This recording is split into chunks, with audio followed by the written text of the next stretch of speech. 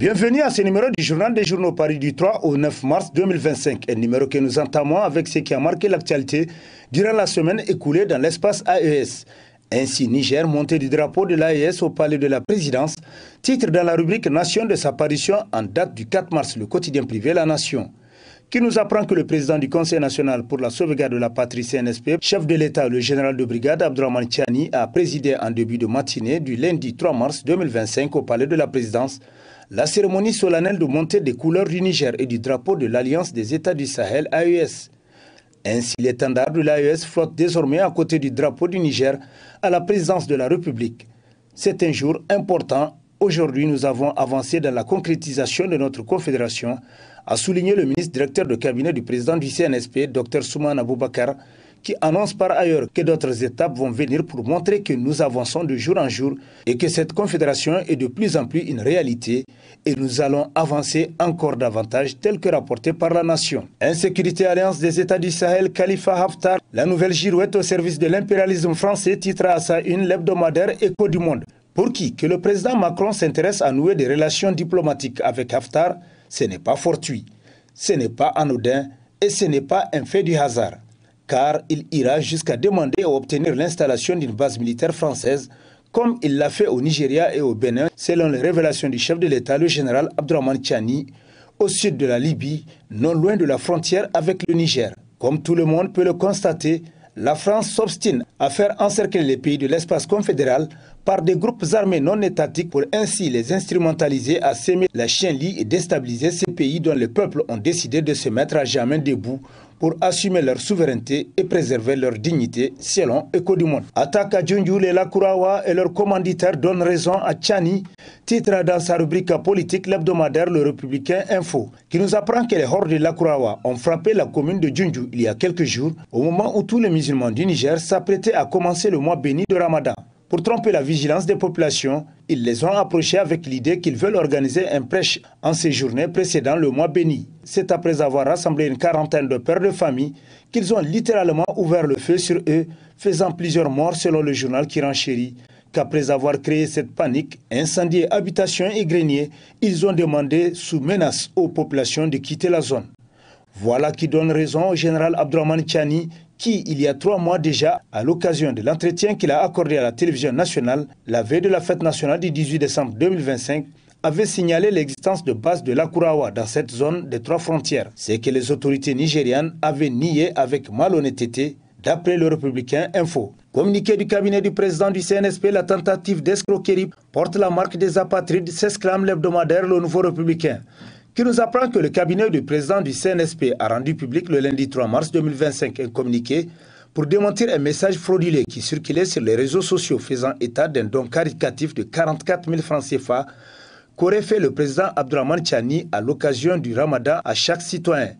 Raisonnablement, si l'on fait le simple calcul en multipliant 44 000 francs CFA par 27 millions, cela donne 1188 milliards de nos francs CFA, soit un peu plus du tiers du budget de l'État du Niger. Rien que par ce chiffre astronomique, l'on peut se rendre compte que les ficelles de l'escroquerie étaient trop grosses pour être dissimulées. En réalité, tout laisserait à penser que la tentative pourrait provenir des apatrides qui auraient souhaité faire d'une pierre deux coups, ternir l'image du président du CNSP et se financer, car l'exil coûte cher, surtout s'il doit se prolonger aussi longtemps. Malheureusement pour eux, leur vilaine tentative a fait flop, selon le Nouveau Républicain. Au bord du désespoir, les ennemis de la souveraineté de l'AES inventent des mensonges sur le Premier ministre du Niger, titre dans ses colonnes l'hebdomadaire L'Éclosion, qui nous apprend que depuis plusieurs jours, une fake news prétendant que le Premier ministre, ministre de l'Économie et des Finances, Ali Mohamed Lamine Zen, aurait défendu la cause du franc CFA comme étant une monnaie solide qui facilite l'accès au crédit à inonder la toile. Cette allégation mensongère a fait tellement la une des réseaux sociaux au point où le cabinet du Premier ministre a, dans un communiqué publié vendredi 28 février 2025, assuré qu'il s'agit d'une fake news. Derrière cette tentative maladroite de désinformation se cachent certainement les mêmes individus qui tentent coûte que coûte à salir l'image du Niger à travers ses autorités, selon L'Éclosion. Le chef de l'État donne sa bénédiction au candidat du Niger aux élections des membres du Conseil de la FIFA, le colonel-major Djibrillahi Mahamidou Dipele, titre à la une de sa parution en date du 6 mars le quotidien gouvernemental Le Sahel, qui nous apprend que le président du Conseil national pour la sauvegarde de la patrie, CNSP, le général de brigade Abdourahmane Tiani, chef de l'État, a accordé le mercredi 5 mars 2025 une audience au président de la FENIFOOT, le colonel-major Djibrillahi Mahamidou Dipele, candidat aux élections du Conseil de la FIFA. Il s'agit pour le chef de l'État, à travers cette audience, de donner sa bénédiction au candidat du Niger.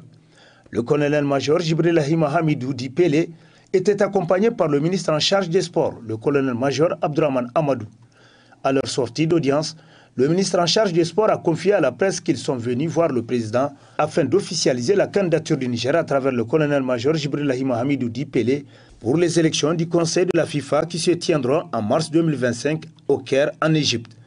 On vient d'avoir la bénédiction du chef de l'État et on demande au peuple nigérien de prier pour cette candidature, a-t-il déclaré, tel que rapporté par le Sahel. Scandale financier, va-t-on exhumer les cadavres des placards de l'ancien régime? S'interroge dans ses colonnes l'hebdomadaire L'Époque. Pour qui, s'il fallait résumer en 4 mots l'accession du PNDS Tareya au pouvoir, ce serait scandale financier à répétition. Des scandales financiers sidérants, les uns plus que les autres. L'une des recommandations phares des assises nationales est de traquer les coupables de délinquance économique et financière, notamment durant la décennie écoulée. Question, les autorités en place vont-elles accéder à cette requête portée par le peuple dans sa grande majorité? S'interroge le journal qui rappelle, en citant le chef de l'État, le général Abdourahmane Tiani, lors de son tout premier message à la nation, je cite, « La lutte contre le détournement des deniers publics, la lutte contre l'impunité, la corruption sous toutes ses formes, le népotisme sont autant de défis face auxquels le gouvernement Déchi a montré ses limites. » Fin de citation. Le CNSP va-t-il réussir là où les régimes passés ont échoué? Les crimes économiques sous le régime du PNDS Tareya vont-ils être réparés? Sont autant de questions que se pose L'Époque qui conclut. Et une chose est sûre, les Nigériens ne demandent que justice. Assainissement des mœurs publiques, le chef de l'État met les juges devant leurs responsabilités. Titre pour sa part l'hebdomadaire satirique Le Hérisson, qui s'exclame « Avis aux détourneurs de deniers publics sous tous les temps. Préparez-vous à reverser à l'État les préjudices causés. » Le ministre de la Justice, M. Aliou Daouda, magistrat de formation et de carrière, a dans une correspondance en date du 20 février 2025 adressée à tous les présidents de cours d'appel et de tribunaux ainsi que les procureurs, fait suite à l'engagement du chef de l'État, le général Abdourahmane Tiani, de traduire un acte de la justice sociale au Niger. Voilà désormais les juges face à leurs responsabilités. L'exécutif s'en lave les mains, lui qui a toujours été accusé d'être le perturbateur du bon fonctionnement de la justice par ses pressions et son interventionnisme dans les affaires judiciaires, selon le satirique Le Hérisson. Traitement des dossiers économiques, les dossiers de DDP sont ailleurs, pas dans les cabinets d'instruction, titre dans sa rubrique « On en parle de sa parution en date du 6 mars ». Le quotidien privé L'Enquêteur, d'après qui les détournements de deniers publics à coût de centaines de millions, voire de milliards de francs CFA, constituent un obstacle majeur au développement du Niger. Les gros dossiers dans lesquels l'État est véritablement lésé sont ceux-là même qui ont été confiés à l'Inspection générale d'État IGE et à l'Inspection générale des finances IGF. Et l'on sait que ces dossiers atterrissent rarement dans un cabinet d'instruction et comment ils sont traités selon l'enquêteur qui conclut. Si l'État n'arrive pas à recouvrer les fonds dont il a été spolié, les responsabilités devraient être cherchées dans toutes les directions. 21e mission conjointe de supervision de partenaires techniques et financiers du programme Kandaji, un satisfecit total après la visite terrain, titre entre autres à sa une le bimensuel Mutation, qui nous apprend que le 26 février 2025, une délégation de haut niveau de la 21e mission conjointe de supervision des partenaires techniques et financiers du programme Kandaji, conduite par le colonel-major Abdourahmane Amadou, ministre de la Culture, des Arts et des Sports du Niger, également champion du programme Kandaji, a effectué une visite terrain pour faire l'état des lieux des travaux du barrage de Kandaji. Une journée durant, la délégation a sillonné les différents chantiers phares du programme. Et le moins que l'on puisse dire, c'est qu'au terme de cette visite, une satisfaction générale s'est dégagée, aussi bien du côté des bailleurs de fonds que des autorités nationales, telles que rapportées par Mutation qui renchérit. Les partenaires techniques et financiers très satisfaits de ce qu'ils ont vu sur le terrain ont salué les avancées significatives du projet, tandis que les représentants de l'État nigérien ont réaffirmé leur engagement à poursuivre les efforts pour garantir la réussite de ce projet structurant pour le développement économique et énergétique du Niger. Économie, pourquoi le Niger n'a toujours pas bénéficié d'un appui de la Banque mondiale? S'interroge l'hebdomadaire Le Courrier, pour qui c'est la question que les économistes et autres théoriciens de la science économique se posent et qu'ils analysent sous tous les angles pour espérer en dégager ne serait-ce que de manière hypothétique les raisons depuis que le gouvernement nigérien a décidé de faire un versement de plus de 400 milliards de francs CFA à la Banque mondiale au titre de remboursement de la dette extérieure, oubliant carrément la dette intérieure dont le remboursement est d'une impérieuse nécessité. Des sources indiquent que les services nigériens traînent les pieds pour fournir les documents nécessaires, appelés dans le jargon input, pour une facilitation financière. Selon les sources du journal, le Niger n'arrive pas à fournir un dossier bancable pour un éventuel décaissement rapide, comme dirait l'autre. Les techniciens nigériens ne sont-ils pas à la hauteur de la tâche?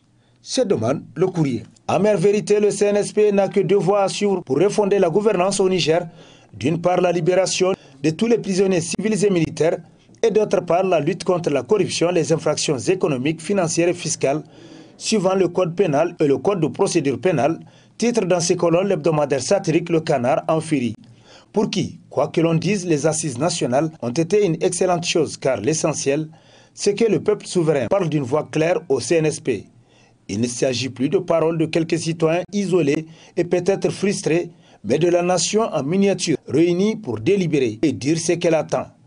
Et si le général Tchani, chef de l'État, s'en est sorti auréolé de la reconnaissance de son peuple, il est également pris entre le marteau et l'enclume, comme on dit selon le satirique qui poursuit. C'est au général Tchani et ses frères d'armes de bien apprécier les enjeux en évitant d'écouter la sirène trompeuse des opportunistes. Une sirène qui tente toujours de Mahaman Ousmane à Mamadou Tanja, en passant par Ibrahim Barry Manassara, à faire croire à celui qui gouverne que tout va pour le mieux dans le meilleur des Niger possible, conclut le Canard en furie. Politique de diversification minière, le cuivre pour accompagner l'uranium, s'exclame l'hebdomadaire Le Monde d'aujourd'hui, qui se demande, le sous-sol nigérien est-il un scandale géologique comme l'on a pu le dire à propos de certains pays africains? La question mérite d'être aujourd'hui posée lorsque l'on voit toute la gamme de minéraux enfouis dans le sous-sol nigérien. C'est le cas du cuivre, dont un jugement important existe, estimé à 2700 tonnes. Un permis d'exploitation de ces minéraux stratégiques vient d'être délivré pour ce jugement. Faut-il le rappeler, le cuivre était minéré à haute teneur marchande, car la tonne se négocie entre 8 000 et 9 000 $ sur le marché international. C'est un minerai qui joue un rôle crucial dans diverses industries, notamment l'industrie manufacturière, la construction et les transports, nous apprend Le Monde aujourd'hui. Signe de temps, le Niger, notre patrimoine, titre dans ses colonnes l'hebdomadaire L'actualité, pour qui le Niger doit demeurer désormais non seulement un havre de paix, mais surtout de solidarité et de tranquillité. Un pays de tolérance, d'humanisme. Nous devons revenir à des meilleurs sentiments, surtout que nous sommes musulmans à plus de 90% parents à cousinage. Mariés et brassés depuis la nuit des temps, nous sommes une famille. Notre pays devrait désormais être dans le concert des nations qui avancent au sein de l'AES. Mais cependant, nous devons retrousser nos manches en travaillant sérieusement au prix d'un sacrifice. Enfin, en ce mois béni de Ramadan, nous devons davantage consolider notre solidarité et notre appartenance à une communauté de destin. Qu'Allah protège notre pays. Amen, conclut l'actualité. Niamey, la société d'orpaillage et services filiale du groupe SOS honorée pour son civisme fiscal, titre entre autres à sa une l'hebdomadaire Aïr Info, qui nous apprend que la société d'orpaillage et services SOS Charlouis, filiale du groupe SOS, a été distinguée le mardi 25 février 2025 par la Direction générale des impôts du Niger pour son civisme fiscal exemplaire au cours de l'année 2024. Elle figure parmi les 17 entreprises honorées pour leur contribution remarquable au respect des obligations fiscales. Cette récompense témoigne de l'engagement du groupe SOS en faveur d'une gestion responsable et d'une contribution active au développement socio-économique du Niger, conclut Aïr Info. Université de Dosso, une décennie d'innovation et de leadership numérique au Niger, titre dans ses colonnes l'hebdomadaire Niger Times, qui nous apprend que depuis sa création en 2014, l'Université de Dosso, IDO, s'est imposée comme un acteur clé de la transformation éducative et numérique au Niger. Sous la direction visionnaire du professeur Zibo Garba, l'IDO a façonné l'avenir des milliers de professionnels et propulsé le développement socio-économique de la région de Dosso. En une décennie, l'Université de Dosso est devenue un pilier essentiel du système éducatif nigérien. Sous la direction du professeur Zibo Garba, l'IDO continue d'innover et de former les leaders de demain. Ces initiatives récentes témoignent de son dynamisme et son engagement envers l'excellence académique et le service à la communauté, faisant de l'IDO un acteur clé du développement numérique et éducatif du Niger, conclut Niger Times. Et sur ce prend fin le présent numéro de la revue de presse. Prochain rendez-vous, plaise à Dieu, dans une semaine, avec toujours la même passion de vous servir. Bonne lecture et au revoir.